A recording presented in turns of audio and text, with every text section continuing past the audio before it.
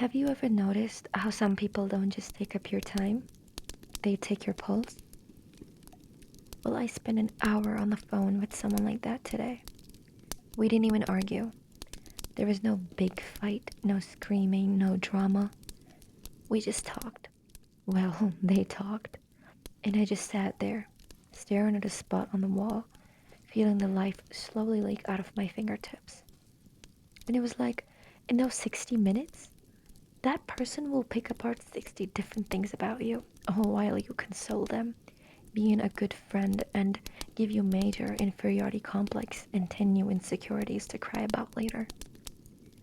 By the time I hung up, my jaw actually ached from forcing myself to stay engaged. I felt like I'd been running a marathon in a pool of wet sand. It's a specific kind of exhaustion, isn't it? It's not the I worked a 12-hour shift tired. It's that I have nothing left for myself tired. It's that hollow, gray feeling where you realize you've been a dumping ground for someone else's clutter. They don't come at you with a weapon, they come at you with a crisis, and that never actually ends. A revolving door of the same three problems they have no intentions of fixing. They're always the victim, and you're always the designated rescuer.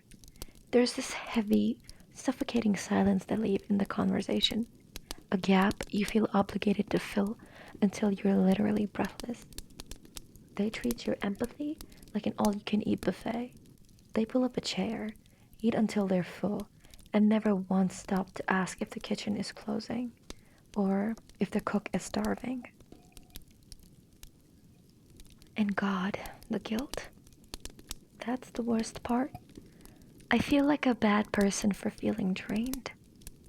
I see their name pop up on my screen and my stomach just knots. I let it ring out sometimes, but then I spend the next 20 minutes rehearsing an apology I shouldn't have to make. I tell myself I should be stronger. I tell myself that's what friends do. But you can't pour from a cup that's been siphoned from the bottom.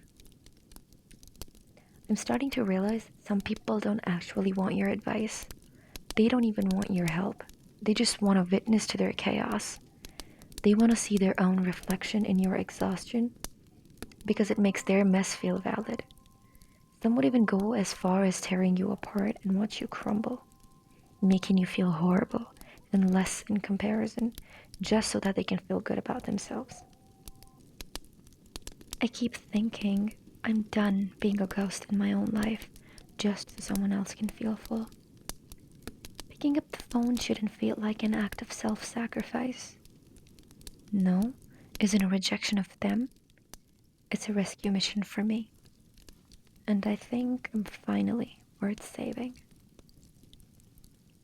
What would you do if you felt like this?